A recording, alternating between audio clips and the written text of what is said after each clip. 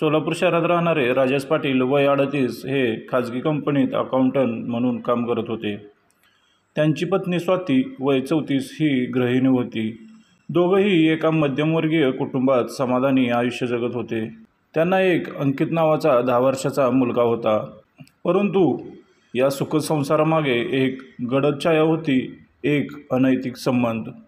राजेशच्या ऑफिसमध्ये काम करणारी रीमा देशमुख वय 19 ही स्मार्ट आणि आकर्षक तरुणी होती। सुरुवातीला राजेश आणि रीमामध्ये केवळ व्यावसायिक बोलणे होत असे, पण हळूहळू दोघे जवळ आले। स्वातीला संशय यायला लागला, राजेश उशिरा घरी यायला लागला, फोन लॉक करायला लागला आणि कधीकधी नकळत रीमाचं नाव घेत असे। स्वातीने एका दिवशी राजेशचा फोन पाहिला आणि त्यात आढळले रीमा आणि राजेशचे गंभीर आणि प्रेमळ मेसेजेस। ती हादरली। स्वातीने थेट राजेशला विचारले। सुरुवातीला तो नाकारत राहिला, पण शेवटी सत्य बाहेर आले। स्वातीने घर सोडण्याचा निर्णय घेतला, मात्र तिच्या वडिलांनी समजुतीने बोलून तिला थांबवलं।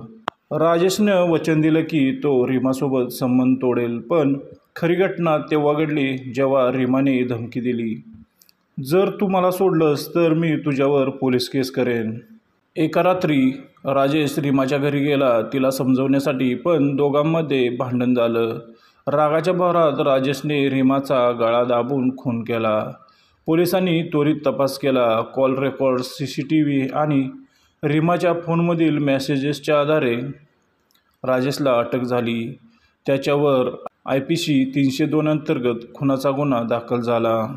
आज राजेश तुरुंगात आहे। स्वातीने घटस्फोट घेतला आणि मुलासह तिच्या माहेरी निघून गेली। ही कहाणी आपल्याला काय शिकवते? अनैतिक संबंध केवळ नात्यात नाही तर आयुष्याचाही नाश करतात।